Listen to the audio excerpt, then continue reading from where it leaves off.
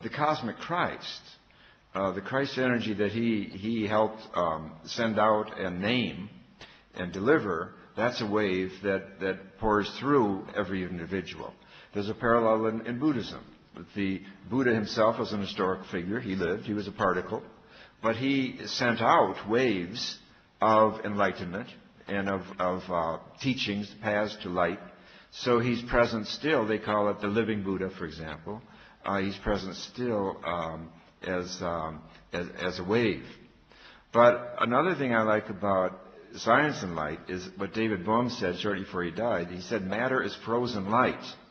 Now, I just find that terribly fascinating, because one of the problems we've inherited in the West for 2,500 years has been this dualism between spirit and matter. But I think if science is right in saying matter is frozen light or very slow-moving light, to marry the two, matter and light, is huge. It overcomes this basic dualism that has driven, I think, Western philosophy and religion kind of crazy. And it came up in our discussion about sexuality. Why? Because when you look around the world, the number one metaphor for divinity that I find around the world, in all the world traditions, the indigenous people, the African indigenous, the Bible, Buddhism, is light. That the closest thing to God's image is light. For example, the oldest creation story in the Bible is Psalm 104. It's not in Genesis. Go back to Psalm 104. It's a beautiful psalm. It's very evolutionary. Humans are very late in that creation story. But it begins this way. God came robed in a splendid robe of light. So the whole idea that divinity and light have some kind of metaphor for each other is very important. So if we're being told now by science, hey, matter is light, then we no longer have a reason for this dualism of matter versus spirit that Augustine had, for example, when he said spirit is whatever is not matter. Well, that's just foolish in light of today's physics, as well as, I think, in light of the real meaning of spirituality. So, and then if you consider that light that is born as matter, incarnate light, is rare in the universe. It's something like, I think it's, I forget right now, I think it's for every molecule of light that is matter, there are 1 billion molecules of light that are not matter. So that means we who are embodied light, not just we humans, but the trees and everything else we see, we're rare. So far from matter being a scapegoat for our bad choices, which is what a lot of religion has made it over the centuries.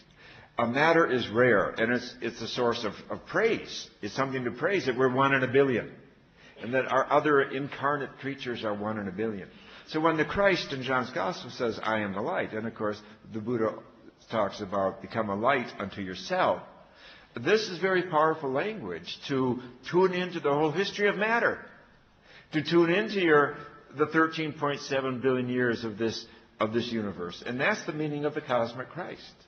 Because John's Gospel says Christ is a light in every being in the universe today. That would be the photon in every atom in the universe. That really extends our consciousness. And it's not just about knowing that every atom in the universe is a son and daughter of God, an image of God, but relating to it. That there's a love thing going on here, not just a knowing thing.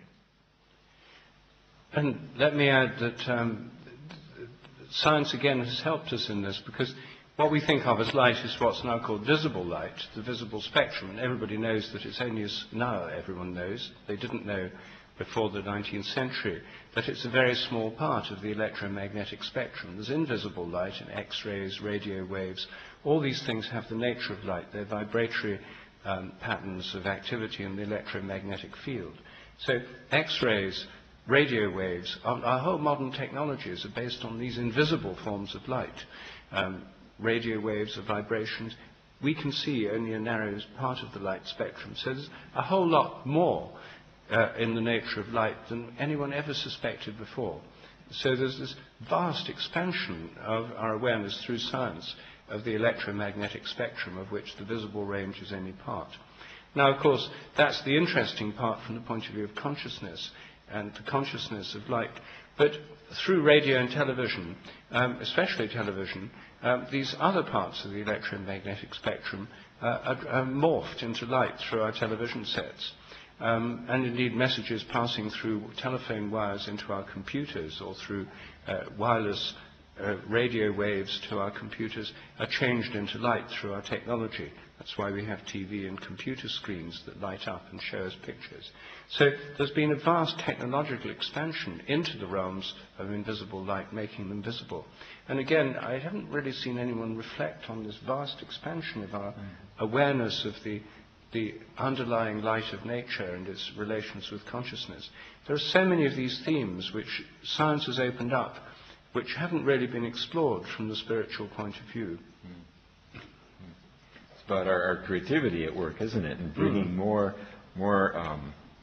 versions of light and more ways to learn and be awestruck and find beauty in light. Yeah. Thank you both very much for most inspiring words. I'd just like to take up one sentence that Rupert said in the early part of his speech, that quantum physics was vague. Nothing yet has come to pass which explains these things. I'd like to draw your attention to a book that only came out last summer, about 9 months ago, by Professor Amit Goswami, God is Not Dead, which posits downward causation for the creation, the act of creation. You were asking as to whether things came up, creativity came up. I think if Amit was here, he would say it comes down from consciousness. I would simply take, I think that book is the best thing I've yet seen, and I would commend it to you and this audience. Thank you. Well, I've read some of Amit Goswami's other books and indeed met him. And I would say that he's putting one side of the picture. I mean, he comes from a Hindu background, and it's a form of what in the Western tradition would be called idealism, the primacy of consciousness, that matter arises from a primary substratum of consciousness. It's the opposite of materialism. Materialism says everything's matter. Idealism says everything's mind or consciousness.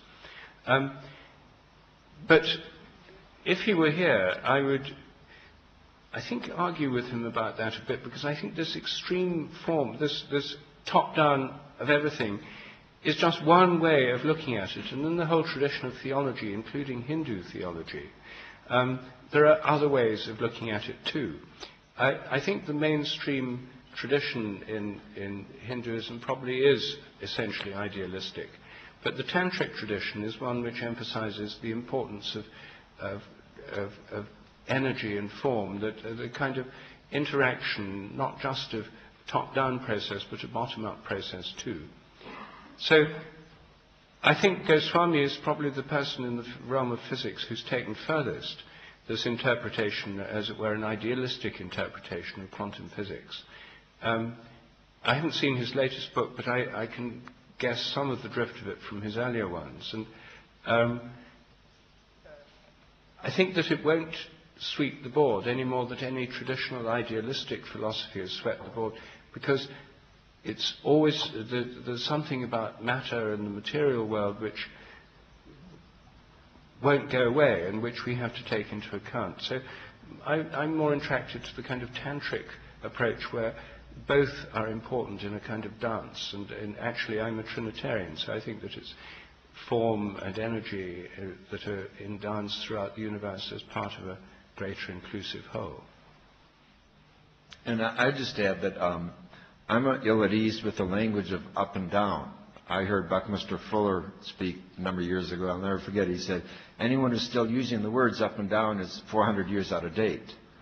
That in a curved universe, in a curved anything, there's no up and down. There's in and out. He said a pilot does not radio to the control tower, now I'm flying up and now I'm flying down. He says, I'm flying in and I'm flying out. So I think that language helps us with this whole subject. That the spirit comes in, and it may come from a top place or a middle place or a low place, but it enters. It's about entering and exiting, in and out. And again, this also takes us more, I think, back to that sexual imagery that you were talking about earlier. That one reason why the sexual imagery maybe is as archetypal as it is that in and out is really what gives birth. The Holy Spirit, if you will, Aquinas says the same Spirit that hovered over the creation beginning of the world hovers over the mind of the artist at work. But where is the mind? Rudolph. Rupert has proven it's not just in the head. You see, so the mind is to be penetrated by spirit and by the muses and by ideas and by the ancestors and all the calls that we receive. And so I think many artists will feel this, that it's an in-out dynamic more than an up-down dynamic. Peace before. My question is a sort of personal question, really. You're up there fielding questions, and I very much enjoy going to these sort of lectures and so on and learning new stuff. But when I get home, there's one thing that I dread, and that is tomorrow my work colleagues or my friends in the pub at the weekend or my partner will ask me, what was it you learnt at that lecture? And I think, God, they really want to know. And I try and put it into words, and I don't know whether it's because I'm not articulate as much as the speakers, or whether it's that I have this fear that there's this big hostility out there, and that as soon as you start to explain anything spiritual to the people in my normal life, I'm going to be shot down in flames and told that's ridiculous, that's mumbo-jumbo, or don't talk such rubbish, and it's quite painful. And so I just wondered whether you've got any ideas on how to deal with that.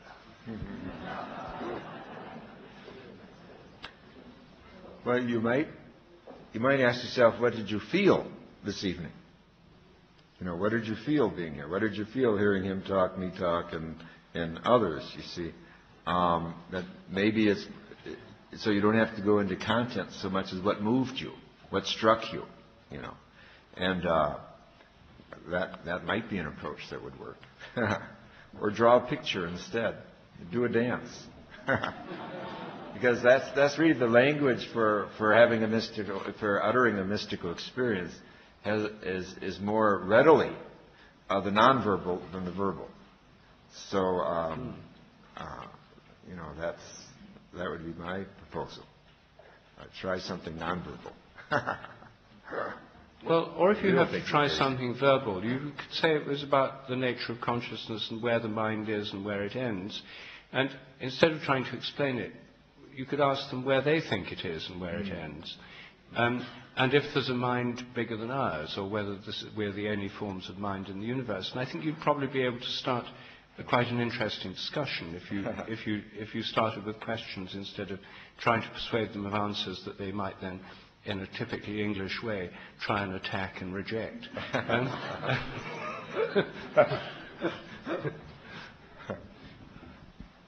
Hello, my name's Paul Materney.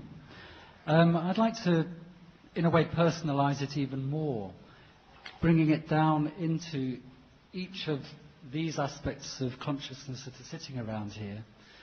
Because you've given a lot of very helpful analytical insight. You've said a lot about what should be done, what needs to be done, what had better be done.